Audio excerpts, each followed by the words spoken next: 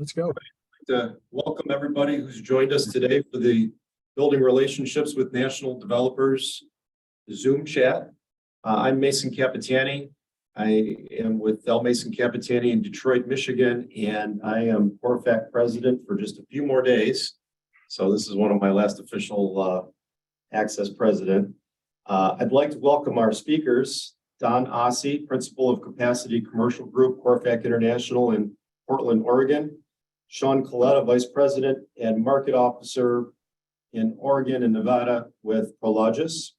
Their casual conversation today will highlight strategies and best practices for building relationships and winning business with national developers. The session is meant to be interactive, so please feel free to jump in and ask questions, or you can always use the chat feature in Zoom as well. But before we begin the session here today, I'd like to thank everyone for your participation in our great CORFAC network and mention a few exciting things that we have coming up. First, please be sure to save the date for our 2023 spring conference, which will be held March 1st through 4th in Orlando, Florida. Watch for registration details to come very soon. We can't wait to see everybody in sunny Florida. In addition, we know many of you are doing business in the network, and we'd like to recognize you at our upcoming CoreStar Awards. Please submit your member-to-member referrals and award consideration by January 20th. Another tool I'd like to promote is our new investment sales platform. Our soft launch of the platform began this fall, and we'll begin promoting it in earnest in its first year here in 2023. It's a great way to share your investment sales haves and needs with members in the network, and it's available through the extranet, and be sure to watch for more details in January. As a segue from that, I'd also like to mention that our staff at headquarters is very active and that they will be willing to schedule a CORFAC 101 session with any of your member offices. We can do it over Zoom, just like we're doing here today, going over all of the different services and tools that are offered by CORFAC, which of course one of them is the new investment sales platform. So if you haven't done that, I would encourage you to please go ahead and schedule that with staff. And then without any further ado, please join me in welcoming Don and Sean. I think we're going to kick it to Brody first, aren't we? Yep. So to introduce myself, my name is Brody Cohn. I'm a senior associate broker with Capacity Commercial Group in Portland, Oregon. I am the vice chair for the Next Gen Committee with CORFAC, serve with Brady McGill from First Capital Property Group in Orlando. This session is hosted by the Next Gen Committee. We're very excited to have Don and Sean both here today for this great event. We're going to try and do one of these sessions at least quarterly going into the next year. But we're very excited about today, and thank you again, Sean and Don. I'm going to kick it over first to Sean Colletta, who's the market officer in Oregon, and to clarify, it's just the Reno market, Nevada for Prologis. So Sean, if you want to give just a couple minutes, break down, introduce yourself, talk a little bit about your professional background and what you're working on, that would be great. Yeah, definitely. Thanks, Brody. And so again, Sean Colletta, market officer here in I office in Portland, Oregon, but also I'm the market officer for Reno, Nevada. Been with Prologis about 6.5 years. I've had the opportunity to work with both Brody and Don, and really appreciate the relationship with those guys.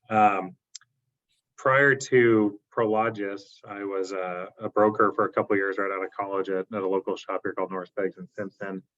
From there, I worked for a local developer for about 12 years, doing development and leasing.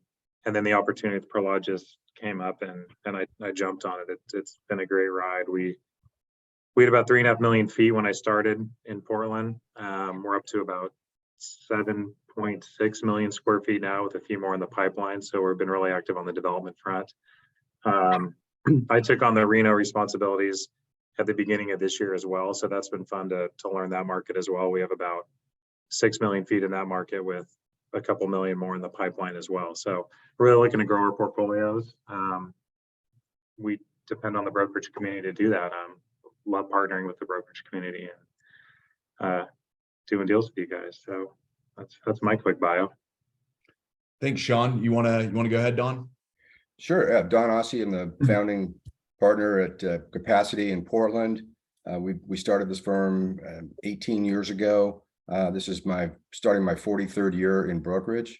I know it looks like that's impossible. I started when I was 8, but it's good to see some next gen brokers on here that I've known for a while. Howard, Sim, Ray, good to see you guys on this call. It's fantastic. And I'm really excited about doing this call about developing relationships with developers, because actually Sean and I have never met. So this is going to be really, really good for me too. So yeah.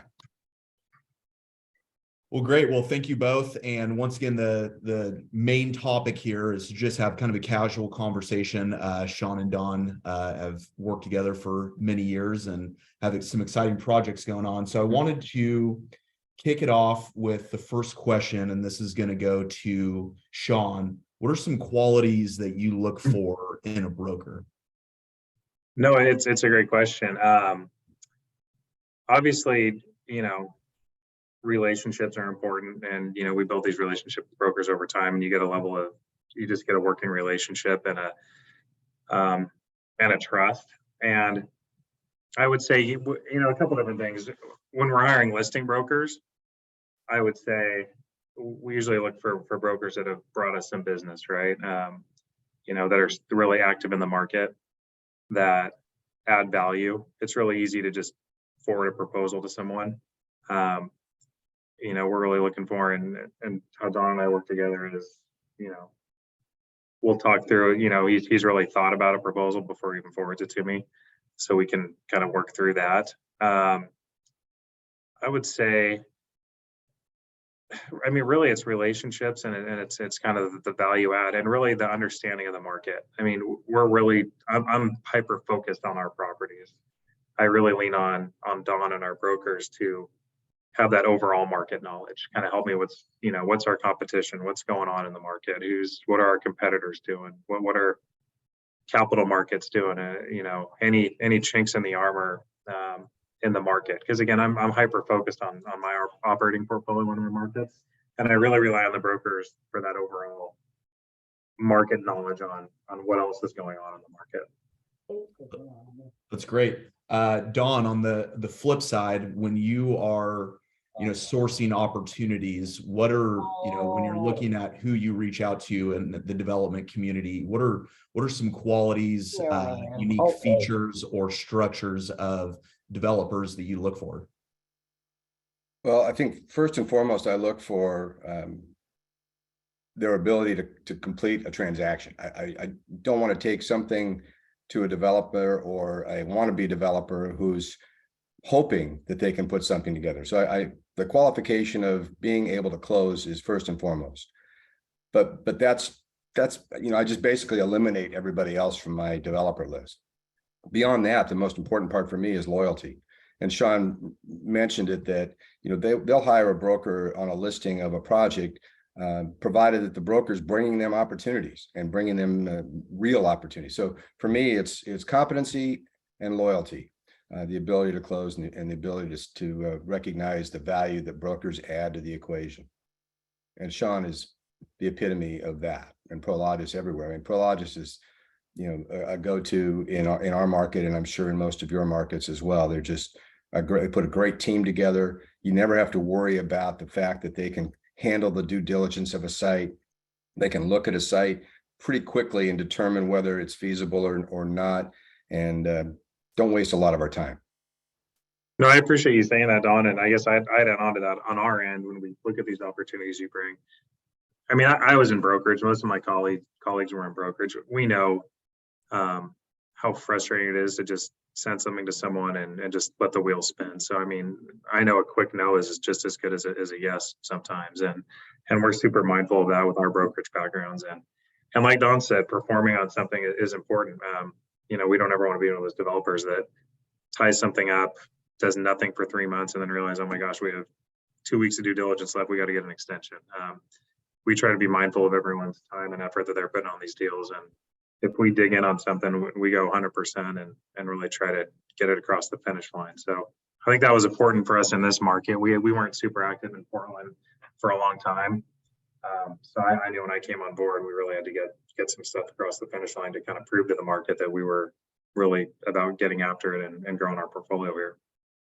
And I think that, you know, having the relationship that Sean and I do on some of the projects we've worked on that have been complex, before I send a proposal or a letter of intent or a purchase sale agreement to the seller, Sean and I might talk about the site and say, let's get realistic here. How long are we going to need to get through due diligence on this site? You know, it's got wetlands, it's got topographical issues, it's got zoning issues, it's got utility issues, it's got transportation impact fees that we need to understand. It's got maybe some offsite things. We got to add a signal a quarter of a mile away. There's a lot of moving parts. How long is it going to take your team to get through this? So I don't go to a seller and say, yeah, we can do this. Give me 30 days due diligence and we'll close in 30 days, and then come back and ask for a 6-month extension at the end of 30 days. So having a reputation in the market of being a realist, but you don't become a realist until you know what reality is, and having a communication and a relationship that allows you to communicate with that developer team going into a project before you even approach the seller really gives you as a broker amazing credibility. That's all great information. I guess digging into that a little bit further from more of the technical standpoint, you know, the looking at brokers that have been in the business for, call it 1 to 10 years or, you know, even longer, the technical approach. So we're out there obviously turning over stones, digging up opportunities, bird dogging, whatever we can. I guess one of the questions, and Sean, if you could help lead through this a little bit, is, you know, as a broker, you identify a potential opportunity that you want to present to a reputable developer based on various factors. You know, lead me through from the development side. How do you expect a broker to present that opportunity? And when they present that, what are some of the items that are key to your decision making? What can we do to put together a solid package to hand over to you to present an opportunity? No, that's a great question. I mean, there's, gosh, lots that goes into that. I would say if it's an off-market opportunity, make sure you have that relationship with the seller that could get, you know, some serious traction with presenting an offer. You know, a lot of times you'll hear an owner say, yeah, I'm willing to accept offers, and then you take it to some developers, you get all excited about it. I'd really qualify from some of these owners that you're talking to that there was really transaction to be had. You know, I can't even tell you how many opportunities get thrown at us. I mean, a week, it's a ton. So I'd really just recommend really qualifying it, making sure it's a real deal. Obviously you got to throw darts in this business, and a lot of times there's a shotgun approach. It's a very competitive industry. But I would make sure you really qualify the opportunities that you're bringing to people. Think through, you know, not just land values, but what type of product could be built on it. Understand the zoning, understand any sort of constraints on the property, so that we could think through it fast and give you a quick answer. So in case it's not for us, you can take it to the next developer. That would be my advice, is really qualify it before you send something to someone. You don't want to just, you know, I'm not joking. I get emails all the time with just forward listings and forward lancing. What do you think of this? I'm like, I don't know. What do I think of it? It's put some thought on it and really qualify it. Gotcha. I guess digging in a little bit deeper on that. So you know, instead of just sending an email that says, Sean, this opportunity looks really cool, and then sending you a grainy photo of a, you know, dirty site, you know, what information can we as brokers provide you to give you some narrative or background into that site? What are some key elements that you want to know? Sure. I mean, maybe some of the challenges with the site. Why is it coming available? Are there any development hurdles? You know, is how much of the site is usable?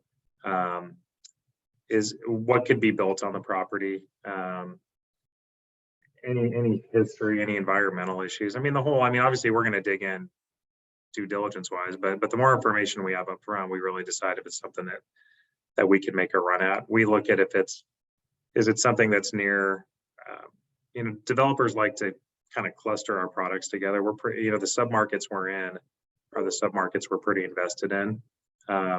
We typically look for things that are in a submarket that we have a lot of products, so that we could, you know, move some pieces around in our portfolio. If it's a new submarket for a developer, I'd really make sure you got a good story For a developer of our size, we typically look for scale as well. If it's in a new submarket that we're not in, we don't want to just kind of dip our toes in with a 50,000 square foot building or a 5-acre parcel. We're going to look to do something pretty sizable if we are going to go into a submarket, just like what we did with you guys up in Vancouver, Brody. That was a new submarket for us. It was our first. So we were really looking for the right opportunity where we could do something sizable. And so, being able to do a 600,000 square foot development with you guys up there was something that made a lot of sense to us. So we jumped all over it. Absolutely. And I guess one other item. So beyond just the site itself, when we deliver the package of information, is there specific market intel or data that you guys are looking to see, whether it's, lease comparables, land sale comps, what data or quantitative data can we provide you that will be of assistance? No, that's a great question. I mean, that's obviously all that stuff is great. I would say one thing that would separate you guys that we really look for now that's extremely important is labor statistics. If you can understand the labor opportunities in the market, our customers, it's number one on their mind right now. Every customer that we work with, we do build to suits, we do anything. Labor is a huge concern for everybody. We actually, our investment committee memos now, when I first started, we never talked about labor. Now we have a section of our memos that are dedicated to labor availability. And that's new in the last couple of years. I don't know if it's always going to be that way, but understanding the labor situation is extremely important to us because it's extremely important to our customers. That's great. Don, I guess let me add something to that. Go ahead. I was just going to say that this session being about relationships with developers, knowing your developer and knowing their goals and objectives allows us as brokers to take a more targeted approach. I've always been more of a bow and arrow hunter than a shotgun hunter. And, I'm not going to take Sean a project that just doesn't fit into the Prologis wheelhouse. So knowing the developer's goals and objectives in advance, having that relationship, going to coffee, grabbing a beer, talking about what are the next things you're looking for? How can I help you find projects to help you advance your position in the market? And then go find something that might fit versus just keep throwing properties at Sean. I'm taking properties to Sean that I know fits into his goals and objectives and how he wants to grow in the market. No, that's a great point, Don. I mean, the last two projects you brought us, exactly like you described it, really well thought out, and ones that we jumped all over made a ton of sense for us. So that's a great point. And we'll talk more about those projects here later, but those projects I only took to Sean because I knew he would perform and I knew he would follow through and I knew it fit into their wheelhouse.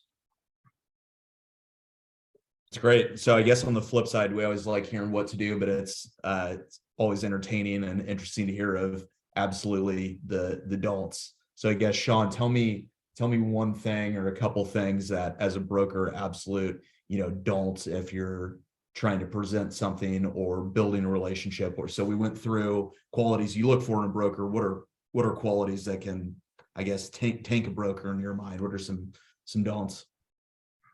I mean, for us, we manage our own portfolio, which is a little unique from a development side. We have, we do all our own leasing and all of our renewals and work with the brokerage committee on that from our operating portfolio standpoint.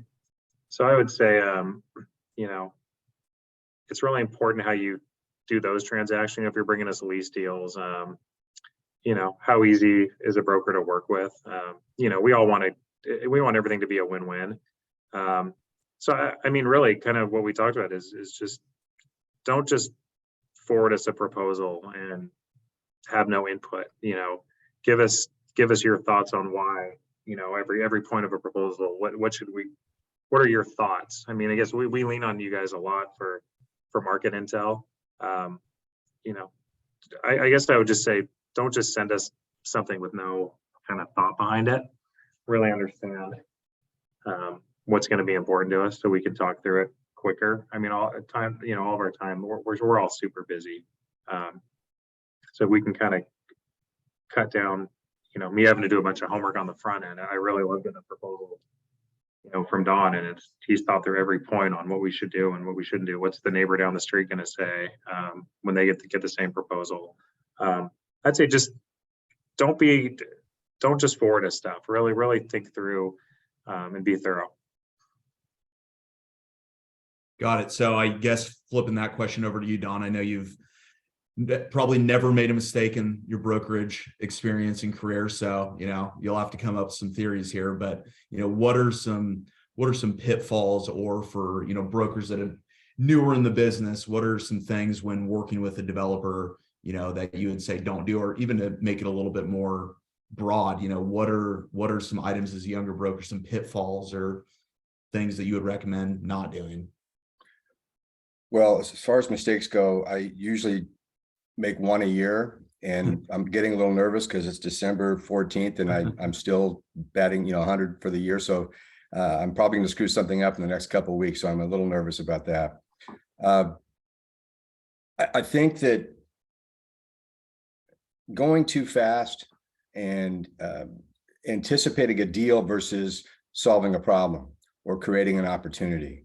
A lot of brokers get big eyes when they see a big fee and then run to the developer. Hey, let's go do this. This is going to be really great. And then your reputation gets soured when you take a site to Sean that is not even close to what Sean's looking for, or is just so out of bounds from environmental or other issues that it's a waste of time. So again, as Sean said, be thoughtful before you approach.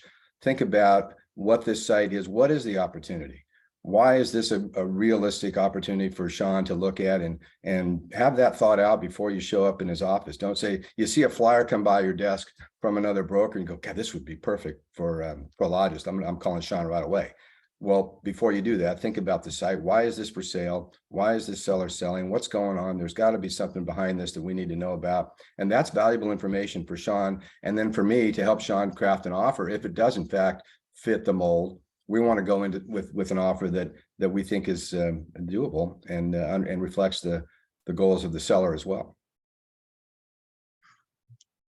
And I would say you said some other don'ts. I mean, it's all kind of common sense stuff, but sometimes, I remember when I was new in the business, you just want to share every bit of piece of information with everyone you talk to.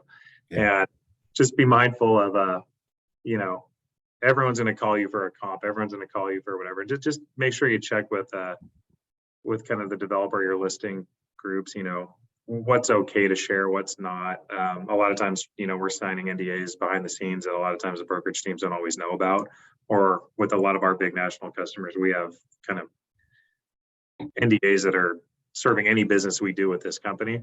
So a lot of times we can't share a lot of information, which I know isn't ideal, because a lot of times that, a broker's job is kind of understanding, but sometimes just be mindful of that sometimes as you're sharing comps or sharing information with your peers. It's great. So I'm interested to hear, probably if you have a story base for this, that'd be great. But I guess I'll flip it back to you, Sean. Can you think of a time that a broker, most likely Don in this case, went the extra yard to earn the deal, or, took the next step to earn your business or trust or whatever it may be? Can you think of an example of that? Well, I think is what Don does such a good job of is the relationships. So I wouldn't say, to me, it was the relationships that Don builds with his clients before he brings something to us is what's got both of the transactions we've done recently with Don across the finish line. He built very strong relationships. So if anything, I can't stress how important that is. And he was working with us on the deal as well. And we trust Don, 100%. So just building those relationships, because again, transactions can get, they get contentious, every now and then you find something on due diligence that the seller doesn't want to hear, or you need to ask for that extension, or you need to do something. When you have those great relationships, it's a lot easier to do that than if you don't. That's Don has added so much value in that with us, helping us kind of get some of these complicated transactions across the finish line. We've had some doozies we've worked on with him, and his help kind of guiding the process and working with the sellers to get there was phenomenal. Brody, if you want to hear the specific example, I can offer some insight on for example, the Broadmoor Golf Course. Sure. Deal. Yeah, absolutely. Don, if you want to talk a little bit, if you want to talk about that deal, explain it to the audience a little bit and some of the items that are applicable here as well. Yeah, this is a family-owned public golf course in Portland. Family owned it for over 100 years. It was originally their great-great-grandfather's dairy farm. They turned it into a golf course. One of the descendants of the family was the head pro there. And after 100 years, the family, when you start getting into horizontal ownership and there's a lot of layers, there's less and less interest in running a golf course. And the last remaining family member that was the head pro was, he's my age, and he was kind of tired of it and was trying to figure out what's an exit strategy. And the golf course was really not making any money, so it wasn't a viable entity to sell. And I've known this family since I was a little kid growing up playing competitive junior golf against these guys. And I just approached them. I said, well, have you ever thought about selling the property? I know it's deeply rooted in your family and it's emotional, but maybe there's an opportunity here. Maybe this is the right time. And they said, well, we would consider it. Well, the site has severe slope and a lot of wetlands. And I knew at the time that Prologis was working on another site that had some wetland issues that needed mitigation, and that we could possibly create a wetland mitigation bank on the lower portion of this golf course for Prologis and develop the upper site for an industrial project on a main boulevard. Well, again, thinking through all of this complexity from the seller's perspective, knowing that somebody's going to need a lot of time to go through due diligence, but having the ability to perform was really important. So I wasn't going to take somebody to this family that I've had a 60-year relationship with that was going to string them along and then walk away. They had to have some certainty in their future and how they were going to exit this property and move on with their lives. So once we figured out the story and I took it to Sean, like I said, I talked to the sellers. I said, I don't think this is something we want to go out to the market with. I don't think this is a project we want to put out on any kind of database. This is a very targeted approach. There's not very many buyers in the world that can handle the complexity of this site, have the manpower and the financial capabilities and the fortitude and foresight to make this happen. And that's Prologis. So I went to Sean and nobody else, and we talked about it. We talked about the opportunity. The lack of available properties in the market created a vacuum in large bulk space in this submarket, and the need for the wetland mitigation all made sense. We talked about valuation of what's the wetland land worth, what's the upper land worth, and we struck a deal. And I don't know, Sean, I think it was over a year of due diligence before we closed on the sale.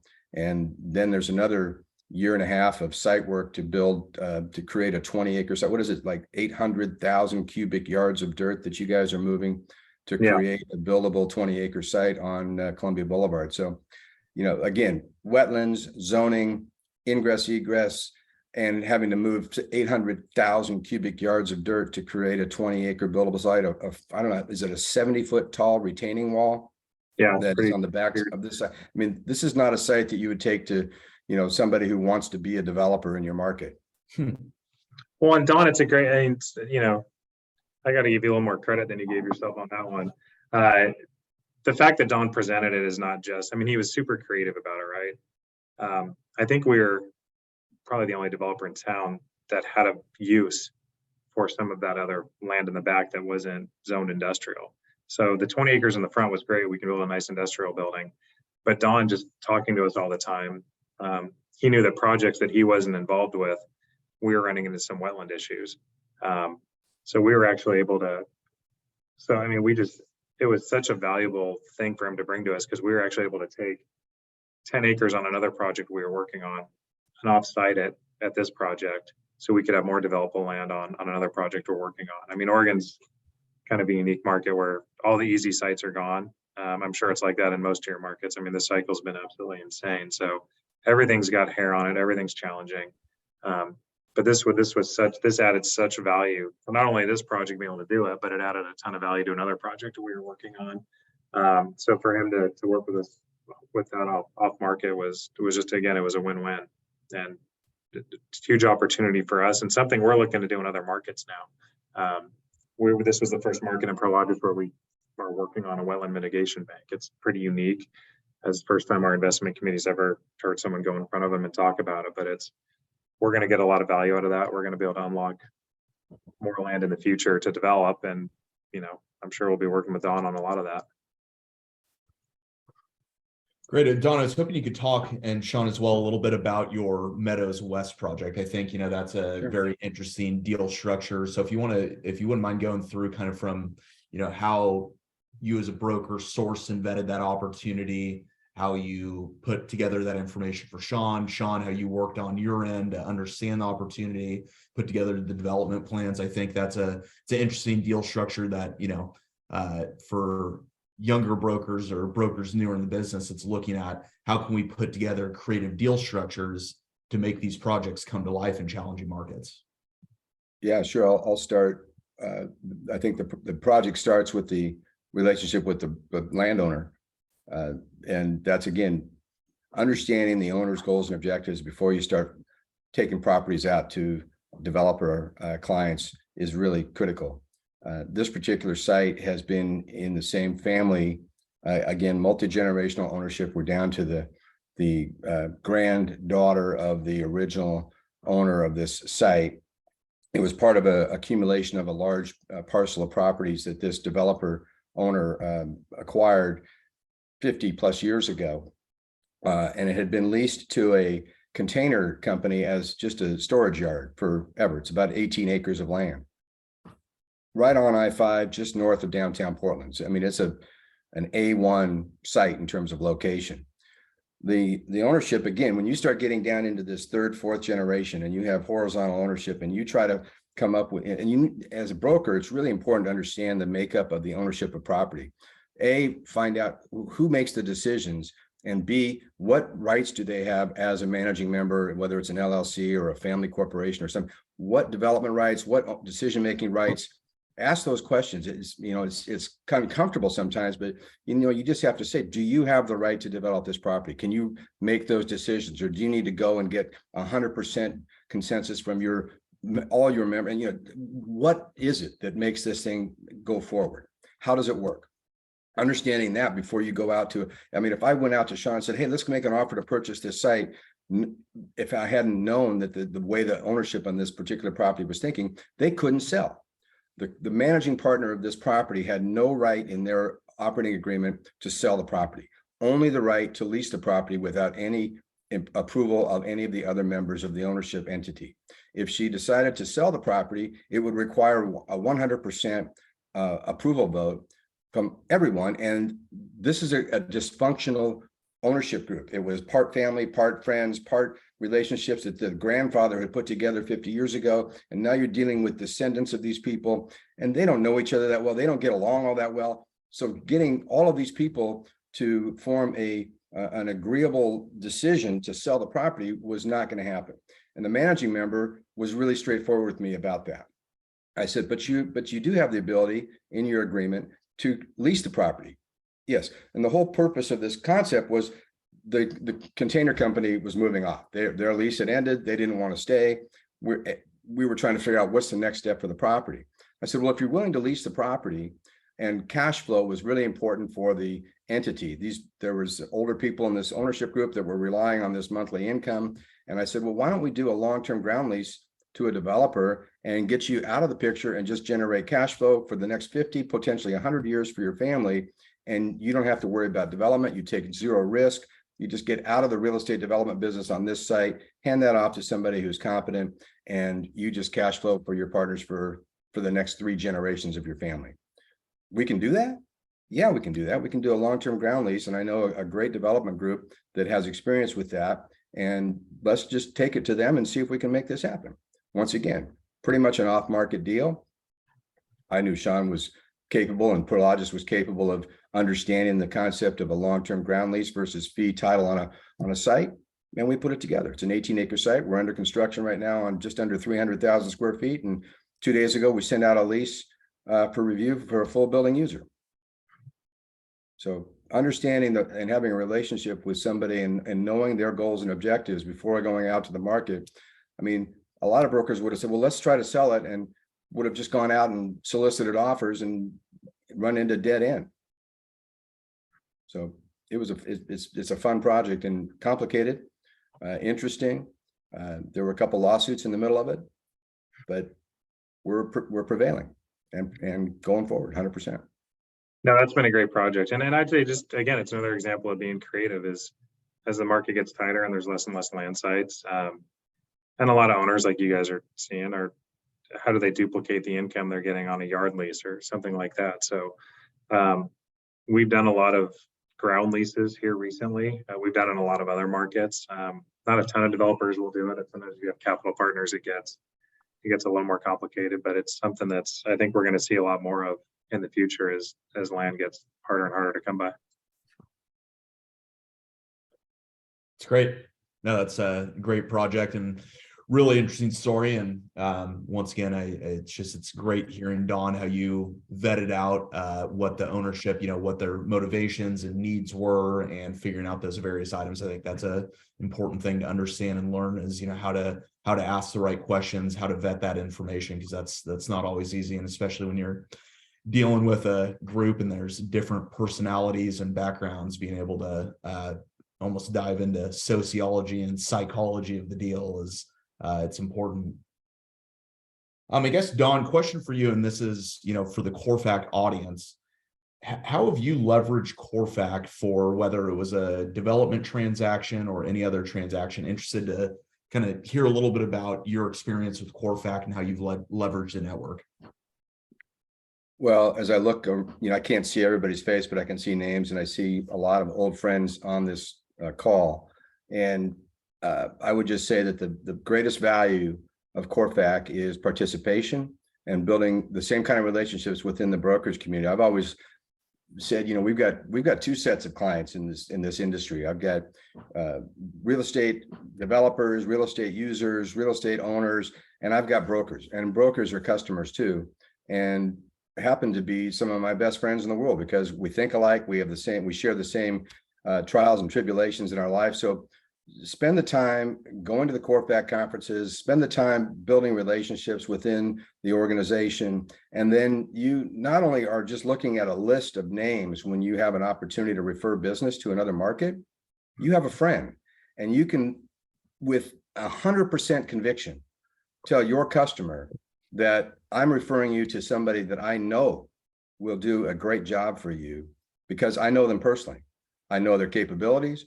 I know them, I know their family, and this is a great broker in Houston, Texas. And I just did a deal in Houston, Texas with Mike Boyd and his team, with a broker, with a client in Portland who I happen to know through my golf club. We're sitting down having lunch one day, and I said, Jeff, how things going? He goes, well, I'm having a little trouble in Houston. I said, Houston, what are you trying to do down there? He says, well, we're looking at about 150,000 square foot distribution building. I'm working with this guy from Cushman and Wakefield, and I just don't think I'm getting a lot of his attention. I said, well, number one, if you don't have an exclusive relationship with him, I don't want to step on his toes, but if you're open to a suggestion, I'd be happy to introduce you to the best industrial real estate brokerage team in Houston, Texas.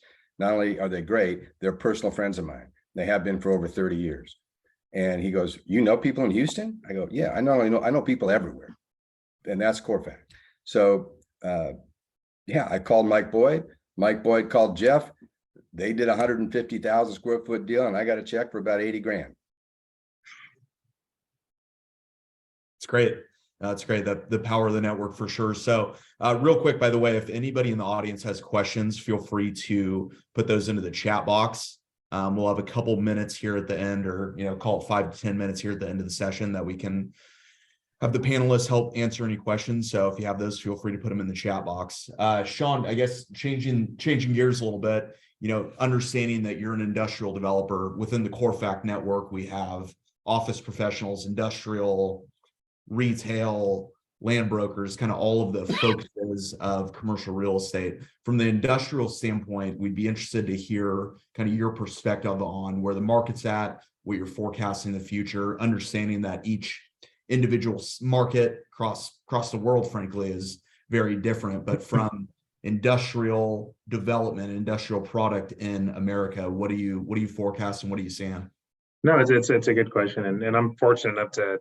Again, I have weekly calls with my counterparts kind of up and down the West Coast, in our West region, and is what's interesting about this cycle on the industrial side is just the disconnect between the capital markets and the leasing side of things. Leasing has never been stronger for me right now at any time in my career. And I've been doing this over 20 years. And just seeing kind of, in 08, 09, the capital markets were a mess, but leasing was a mess. I mean, so it's just, there's a huge disconnect. Customer demand still seems extremely strong in all of our markets. Maybe it's not as deep as it was, a year, 2 years ago, but it's also hard to quantify because there's so little product available that you just don't see a ton of deals snooping around.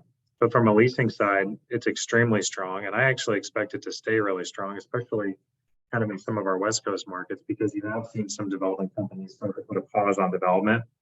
So, we've been seeing a lot of absorption, but we've also seen a lot of deliveries.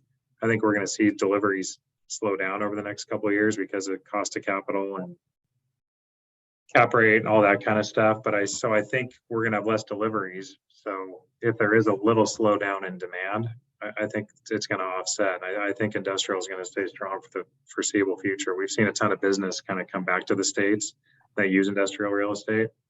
And I don't see industrial slowing down, to be honest. So I'm glad I'm in industrial right now.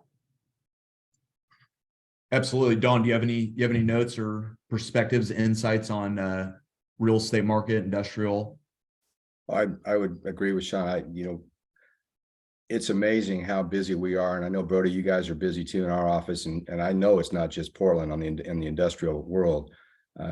Here we are, 10 days before Christmas, and we're showing space, writing proposals, taking new lists. I mean, it's active as I've seen it in a long time. And that's encouraging for going into 23. Obviously, there's outside influences that we have no control over here later today. Let's see what Powell says about interest rates. And again, the disconnect in the capital markets and where are cap rates going. And when you look at a project that when a developer looks at the exit strategy of a project and they cap it at, a year ago, they were capping these things at 4.5%. And obviously now we're capping them at, north of 5%. And how's that going to go? Is right now, as Sean said, there's a lot of investor developers, capital markets who just put their pencil down. And so the back end of these projects, the strategy is a little uncertain. The front end, as far as user activity and being able to fill buildings, super confident that that's going to continue through the next year at least. Great. Well, like I said, we have the chat box open. So if anybody has questions, feel free to put them in there. We want to be respectful of everybody's time today, especially our panelists. I guess, Jennifer, Jonathan, do you have any notes or anything in regards to CORFAC that you want to include? I would say, could I say one more thing about brokerage? And that's, being aware of the components that go into your deals. I mean, look at the TI costs right now. It's crazy. So when you're talking to Sean about bringing a tenant, have that conversation with Sean before you start working on a proposal to get realistic expectations in your tenants' minds about what's deliverable. What are office rates in an industrial building? What are the TI allowances for lighting, dock packages, that corner office that you want to build? It's the prices are skyrocketing, and it's crazy. Sean, do you have any notes on that? Any thoughts? No, I mean, he's right. I mean, it's just the cost of TIs and also the customers need to understand kind of the lead times have gotten better, but it's still, I can't tell you how many projects we've had on hold, just, waiting for electrical gear or permits and electrical gear, roofing materials. Prologis sources, we do a pretty good job of forecasting our developments and stuff like that. So we're able to procure a lot of our materials, well ahead of time. So we've been pretty fortunate. But if you get a TI and you don't expect to have to, you chop a building into 3 and you need 3 new electrical services, man, it could be, honestly, we had a project, it took a year to get electrical panels. So just understanding the timing, that's been the hard part, is the market's been so hot and you want to do these deals, and then you do a deal and you can't get a customer in the space for 6 to 12 months is pretty brutal. Yeah. And at the same time, then you kick yourself that you did the deal, because when you did the deal, it seemed great. And 12 months later, when it starts, you're kicking yourself because rents are up 20%. So it's an interesting dynamic right now that we run into. We have a question from the audience from Mason in Detroit. I assume this is directed at Sean. He wants to know why Prologis doesn't have a presence in the Motor City. You know, I can't really speak to that. I'm not sure why. I know, you know, we've kind of been in these core markets for a long time that we are in, and kind of the markets that we're in. I could find out some info for you. There's always some markets I haven't understood why we're not in, but those decisions are made well above my pay grade. But you know, we're not in Minneapolis. I always wondered why we're not in Salt Lake City. Whenever we do these big portfolio acquisitions, we recently just did one with Duke, as some of you may have heard, and some of the markets we're not in, we're selling out of if we acquire property there. So I don't know specifically why we're not in Detroit. I know we have a ton of product in the Midwest. I mean, we're real big in Chicago and Ohio, Indianapolis. So I don't know the answer, but I'm happy to kind of, if you want to shoot me an email individually, I'm happy to get some more answers for you. We have another question from Doug Shaffey. Sean, as a developer, what are the top 3 considerations that you look for in making the decision if it's a viable option or not? I mean, we kind of talked about scale, location, a submarket that we're familiar with. You know, we want to kind of grow in the submarkets we're in. You know, and then obviously there's the kind of offsites, the cost to consider that aren't in the sales price. You know, what's it going to take to get that property ready for development, and understanding the market to make sure it pencils. Deals are getting a lot harder to pencil right now because of the amount of work you got to do on some of these sites. And rental rates are growing like crazy. We've seen it, but you know, I've been through enough of these cycles where I know it's not going to go on forever. So you can't just pencil something in thinking rents are going to go up, you know, 15% a year for the next 10 years. I mean, it's so those are the 3 that I would say. Thanks, Sean. Great answer.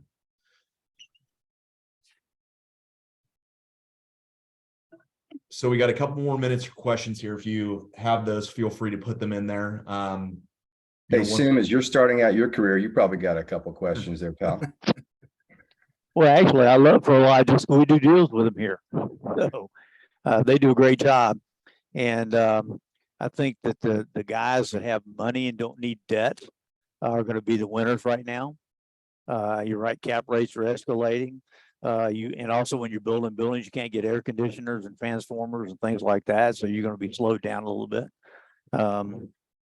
I'm curious where you guys think we're going with the Federal Reserve trying to hit a 2% rate for inflation.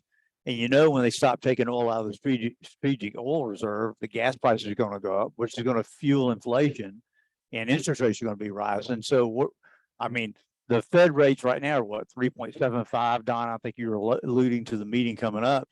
I wouldn't be surprised we get through halfway next year and we're at 5 or 5.5%. What do you guys think? I agree. It's going to be interesting. I think we're in a unique position because we're balance sheet developers, right? We're using our own capital. But it's going to be interesting to see, because at some point, you know, the cost of capital is going to affect our customers and their ability to take on, you know, and expand their businesses. So that's kind of what we're keeping an eye on. Again, it doesn't seem to have affected the demand right now, but, you know, as those rates keep going up, it'll be interesting to see if it does. Well, rental rates are going up and people are paying them, and they're not really fighting about it right now. They were in the beginning when they first started changing, but now they're not. Sure. Well, and it's a lack of supply. I mean, that's what we're running into. You don't see, I think once we start seeing some sublease space hit the market, that'll be something to keep an eye on. And rates are going up. So you got to remember too, because all the second generation space, everyone's renewing their leases. All the new deals that are getting done are new construction, new development. So every deal that gets done is at that next level. And you just, at some point, you're going to start seeing some second generation space come on the market. And then it'll be interesting to see what happens. Well, also, I think it helps that, you know, everybody was wringing their hands about Amazon slowing down. I actually think it's a good thing. Amazon is going to be out of the way. They're not going to be in your way as far as driving up prices, and you're not going to be delayed as much because they're taking up so much capacity. And so I think more people, I think the people who are going to be hurt right now are going to be retail locations. I think e-commerce is going to pick up the pace, and they'll be able to close some of the retail stores. I think that's what will happen. Well, and the effect on labor bill, the Amazon side, if it happens, the amount of labor that they chew up as well. It'll be interesting to see if that kind of makes labor availability a little more favorable. And even as lease rates have gone up, Sam, it's still a micro percentage of somebody's P&L. I mean, it's a small number overall for most companies, the rent that they pay for, you know. A lot of my clients say, just I need the space. It's like buying another piece of equipment. I need it. What's it cost? Okay, Right. take it, go. Well, wage inflation and transportation costs going up, that's more important than what the rent's going up. Yeah.